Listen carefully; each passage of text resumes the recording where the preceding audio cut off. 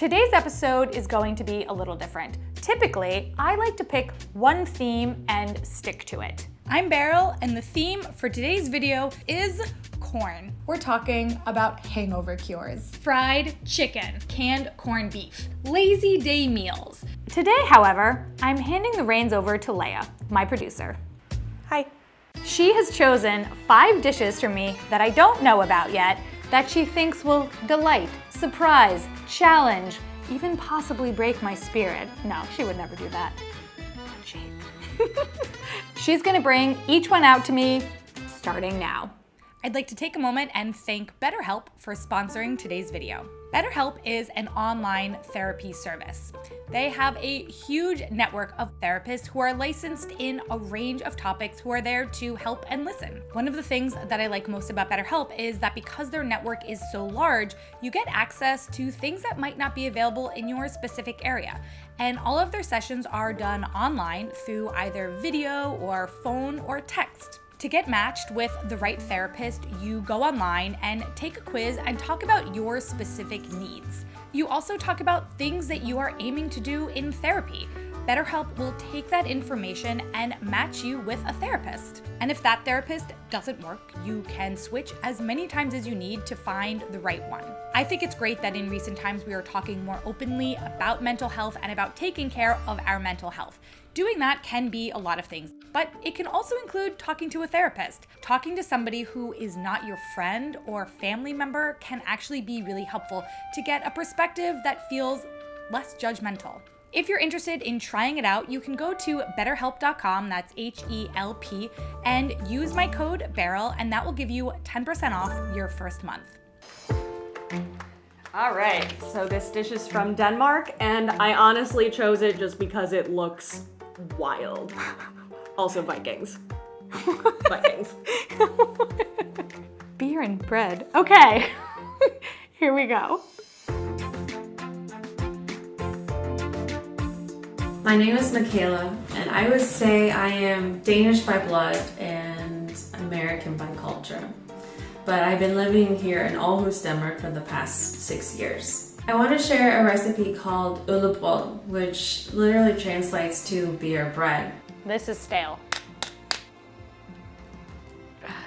God, ooh. Let that sit for a couple days.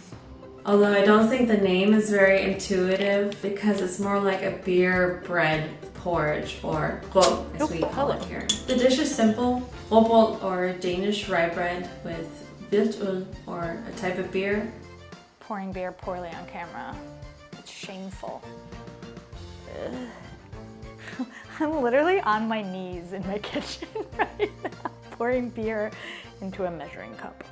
Water and some sort of sweetener. I like øllebrød because it tastes like an adult version of oatmeal, because it tastes yeasty from the bread and from the beer. And it keeps you full for a long time because of all the fiber that's in the bread. Rye bread is a huge staple in the Danish diet. Whoa, all of the beer was absorbed, and it really smells like a brewery in here. Super, super yeasty and rye-y. Okay, now it's time to make the porridge.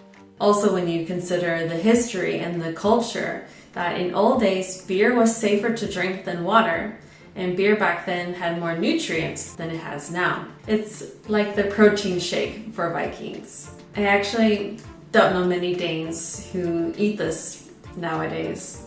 When I told my mom I started making øllebrød for breakfast, she was surprised in somewhat disgusted, laughable way. But my husband doesn't even want to taste it when I make it. But what I think is most cool about eating this dish is that I am, in a way, eating history. That my ancestors ate something very similar to this, and they probably ate it for the same reasons why I do. It is all over my face. Yeah, you got it. I feel like you're lying. I can feel it. Okay, wait. You would definitely eat this for breakfast, but probably not anything else. There's a strong opinion that øllebrød is not a dessert, even though many serve this with cream, which even confuses me. If you like beer, and you like porridge, then you would like this boozy tasting porridge. My whipped cream melted. It's because of that hot bread pudding. Oatmeal. This is an interesting dish. Never would I have probably even heard of it.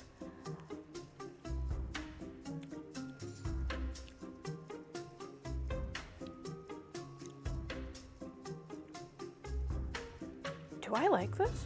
Like a lot?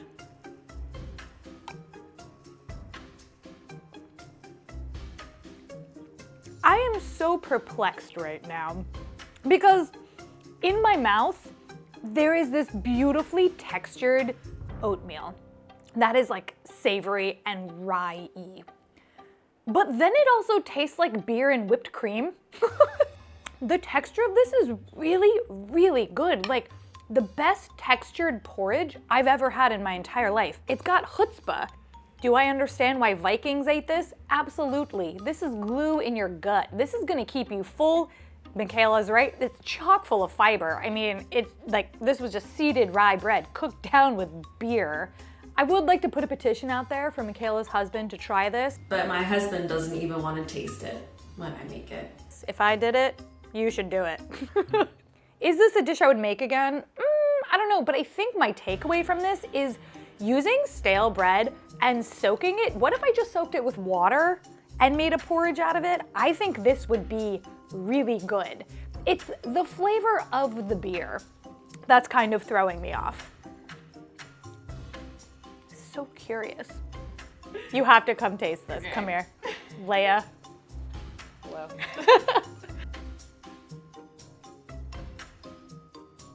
I don't know if Leia loves it.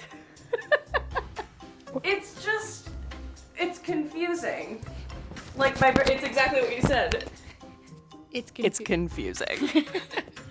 I'm still eating it though. Right? Like... That was my issue too. The texture is good. The texture is good.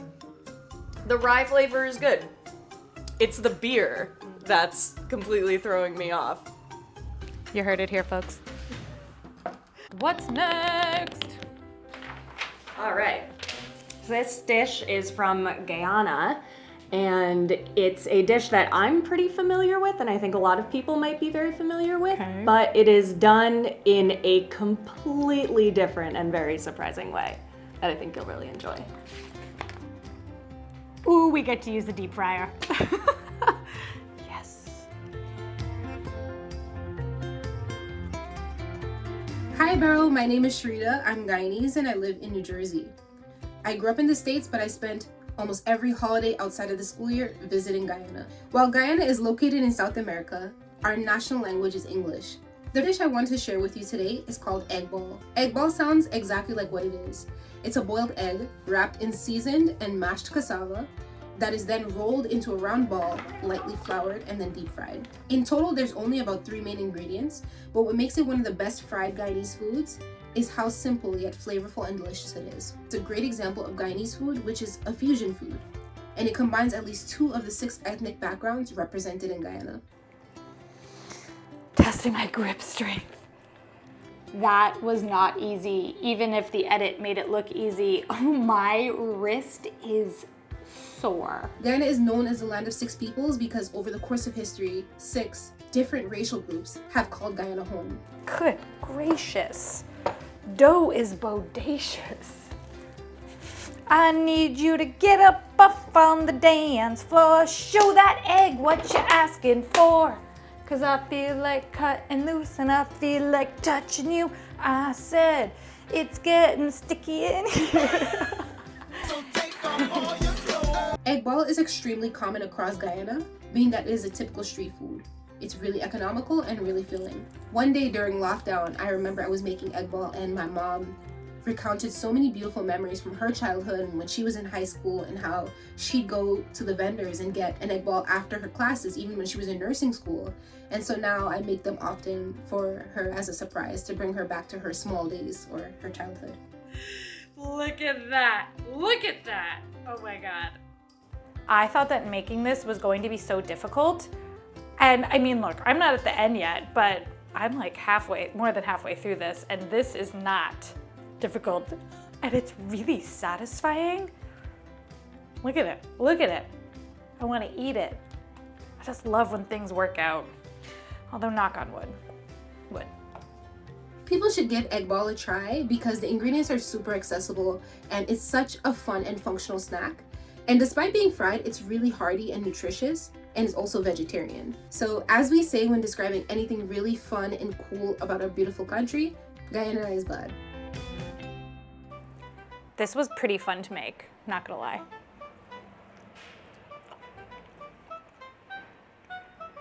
That is so delicious. It is not a big flavor, but there's so much great texture here. You can taste the garlic and you can actually taste the green onion that's in the cassava. In general, cassava to me is just like starchiness and it doesn't have much flavor. With this tamarind sauce, you get that kind of creamy potato-like feeling with the really nice egg and then the bitey sourness of tamarind, so it's all so good. This is so surprising. You think you know what it's gonna be like because we've seen a Scotch egg and you're like, oh yeah, like an egg wrapped in something and fried, but this is not that. It's like all the great things about mashed potatoes and fried things and eggs in one bite. My wrist is sore from doing the cassava through the ricer to make it nice and like lump free to make the blend. Okay. Oh my God.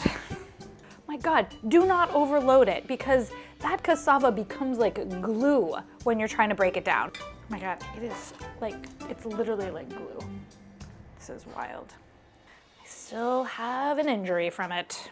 The other thing that was really strange about this dish was how you do the flour and then the egg wash afterwards. I just kept thinking it must be wrong, but it wasn't. That is definitely how it's done. The whole experience from start to finish was exciting. So, I mean, what a great day in the kitchen. The next dish. So, this is a Nepalese sandwich. I have never heard of anything like this, and it just sounds delicious, and I think you're really gonna love it. Okay. Oh yeah, okay. I'm excited.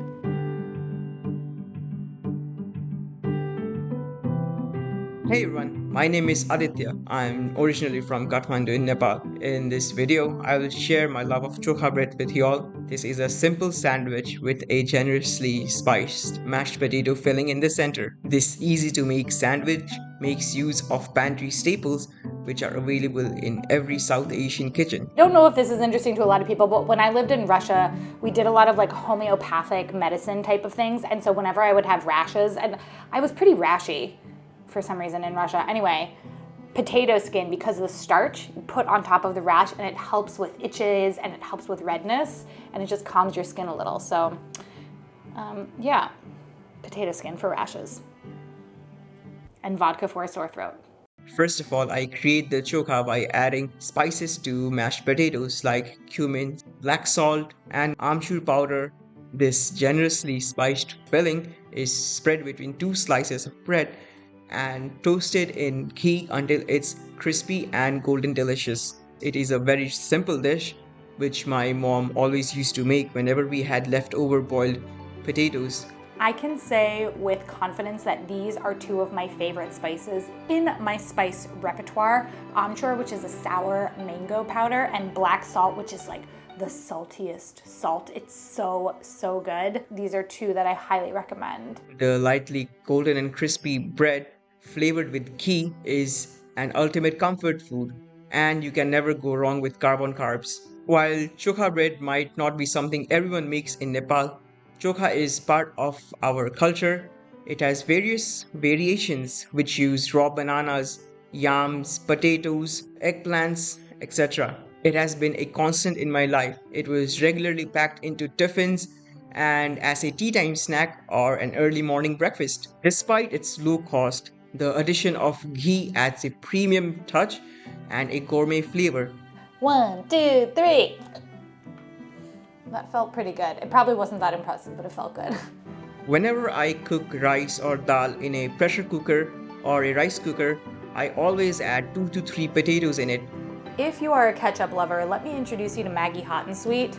This is ketchup's superior father. It is so good. It is spicy, it is sweet, it is ketchup-y. It's so good. And it's going with this sandwich.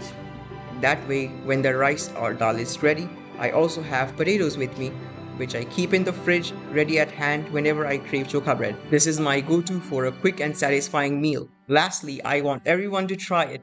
And with carbs on carbs, you can never go wrong. I feel like with this sandwich, Aaditya has changed my life irrevocably. I love mashed potatoes. They're one of my favorite foods, and I love all the different ways you can use them, but I never thought to just straight up do a mashed potato sandwich. But it makes sense. Like, if you just... Bro. This is wildly, outrageously delicious. The ghee is ghee-ing.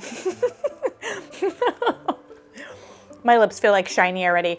Aaditya made it very clear in the recipe that like you needed the bread to be crunchy from being cooked in ghee. And I get it now. The inside is so soft that having that harsh contrast of the really crunchy bread with the super soft and spiced mashed potatoes on the inside, it is glorious. This is how all the YouTubers prove that their stuff is crunchy. I'm dropping stuff everywhere. I definitely have put mashed potatoes in a sandwich, I think, after Thanksgiving when you're kind of making that like leftover sandwich where everything goes in.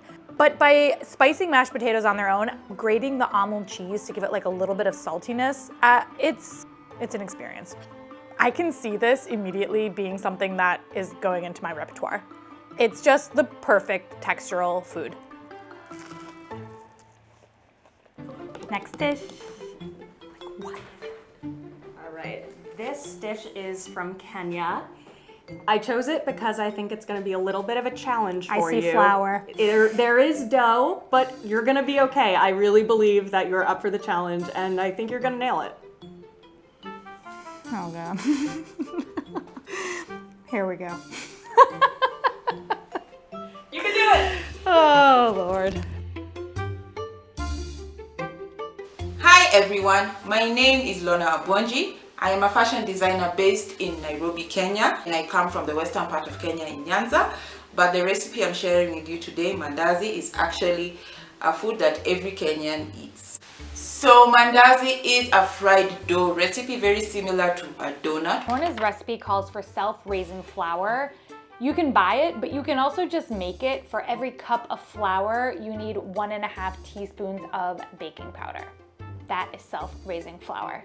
The more you know. I Googled it.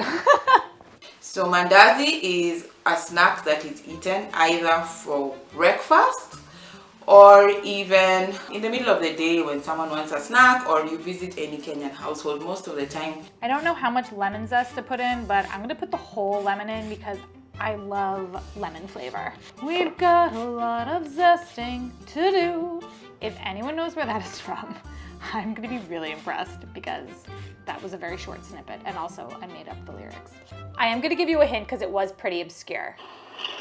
And I mean to kiss me of you. Man, those chicks don't know what they're missing. I got a lot of living to do. they will probably serve you Mandazi, and it's commonly served with tea. Back in the dough zone again. Back where a friend is a friend. Ooh, I'm in a singing mood. I hit a snag. I was so busy singing Broadway tunes about baking that the dough is just way too wet. I followed, like, you know, it says more or less water until you get a firm dough, but I was just singing. So I need to add a little bit more flour to try to get us somewhere better. Ugh. Hopefully I can bring this back from the brink. So I think Mandazi is just one of those very versatile foods that is not very specially Kenyan. I did it. We probably adapted it from the Indian community because we have a very large Indian community in Kenya, but it is generally a very, very Kenyan snack, and especially with the way we take it. And I'm sure it's one of those things that anyone can make and anyone can be able to eat. We mostly eat it as a sweet fried food more than a savory one, so I really, really hope you enjoy it. And I'm happy to have shared this recipe with all of you. I feel like this experience of making the Mandazi was a lesson for me in patience and in inner zen. Why is this so wet? There's no way that's ever gonna get to a dough that I can work with. Dang it! It's actually the next day. I got more stressed from the dough than I cared to admit, and I was allowed to let the dough rest overnight. So here we are, day 2, Mandazi. I didn't have either of them, and I've learned that I need them more. Ooh, that is lemony. This is a really nice combo, the tea and the Mandazi. The flavor of this is really strong, actually. You can really taste the lemon and the cardamom and the cinnamon. I was worried that there wasn't going to be a ton of flavor. Zest is powerful. Even though zest is really small in size, it really packs a punch, just to show that like you don't need a ton of something to have it be impactful. You know, like spend the night alone in a tent with a mosquito, and you'll learn that small things can make a difference. That was a camp phrase that I learned about. As far as donuts go, these are definitely a little bit more dense. They're not as light and fluffy. There's no yeast in them, so I wasn't expecting them to puff up as much as they did in the oil. Puffing a little bit. Okay. Little puff. Oh, wait, puffing more than I thought. I think with the tea, it's really nice. It kind of gives me all the things I like about biscuits and tea without having to have a dry biscuit. I'm thinking back to my tea episode when I had the South African rusks. Woof. Look, we all have our things. Rusks are not mine. I think what I like most about this recipe is that as far as fried foods go, right, this is a Kenyan dish. Mandazi is Kenyan, you know, we've learned that. But I also feel like this could come from anywhere. These flavors of lemon and cardamom and cinnamon, they're quite universally loved. And I just love this idea that it shows that we all have kind of the same palate. We're all looking for something crunchy and warm and zesty and like cinnamony. It's just cool. I love that. I love that about this show. It really does show how much we have in common, even in our differences. I'm ready for my final dish. So, this is a Tunisian bread and salad appetizer. I was really inspired by the food waste episode, and I think this dish uses a lot of cool ingredients that you might not expect in a lot of cool ways. Also, I like your shirt. Someone gave it to me. I wonder who.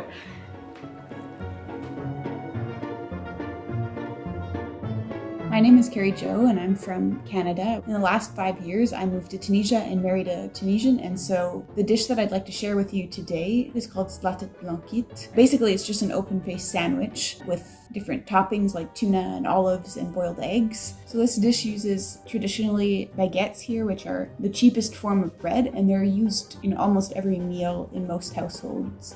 So this is interesting because whenever I do tuna, I will always drain the oil or water and never use it. So this feels like, it does feel like a cool anti-food waste thing so far. Also, like, what does tuna oil taste like? I guess it'll taste like tuna. I'm just gonna taste it. I mean, it's oil, but ode to tuna. But in this country, you don't throw away bread. You never put it in the trash. But the thing that redeems the stale bread is that it's dipped in a vinaigrette with vinegar, harissa paste, and oil from the tuna can or olive oil. This is my stale baguette. The only thing I tend to do with stale bread is make croutons with it or grind it up into breadcrumbs. So this is a really cool additional way to reduce food waste. So again, like, I'm digging this recipe. So I love that this recipe uses something old and stale that we would throw away and turns it into something that everyone is very excited to eat. It seems like whenever someone shares their way of making this dish with me, they're excited and proud about it. Of course, everyone has their different ways of making it. It seems to be a recipe where people really express their creativity. I believe that people should give this dish a try because it's a really unique set of flavors. Nothing is more annoying than an egg that peels like this. I swear, nothing. Wow, that was great. What a great experience. Someone tell me their trick to easily peel an egg, please. Please. I think this would be a neat thing to add to your table of appetizers at a party, or even just have as a snack. Reducing food waste can actually be really fun because you have to be creative in how you use different things, and I believe that Salatat Blankit is an excellent way to do that. These are so pretty, and I just love that it used so many ingredients and elements in a way that I have never done before. Oh my God. This is amazing. The dip on the bread really softened it all up and made it just feel like a luxurious bite. The bread that we used was not full on stale, like crack you over the head, just like 2 days old. So it had like that crunch to it that's not fresh, but you're not really working with that ancient bread that you forgot about. All of the salty toppings, the capers and the olives are some of my favorite flavors. So absolutely delicious. And the tuna really brings out everything to make it feel like a very complete bite. Invite me to this party because I will be standing over the appetizer table just like cramming them down. It's got a little bit of spiciness, a little bit of brininess, a little bit of fattiness from the egg and the egg yolk. One of the other things that I really felt like I connected with Kerri-Jo about is that, you know, she's not from Tunisia, but she's married to a Tunisian person and has really learned from her friends who live out there, and it's something that she now makes. This is definitely something that the next time I have a bunch of people over, I am making this. It is simple, it is delightful, and I think it's very beautiful. I found this episode to be really fun. I love how Leia surprised me. I love that everything was kind of a little bit out of my control, even though I might be a little bit of a control freak sometimes. I feel like I ended up trying things that were totally new for me, and I loved the idea that it wasn't just a theme around one thing, but it was really a look at the world and at cultures in a very diverse way. Of course, all of the recipes are going to be in the description, and in the meantime, I'm leaving you with 2 other episodes that I feel like kind of fall into this, and these are both about dishes that people wish that they knew from their cultures that people might not know about. Until then, I will see you in my next episode.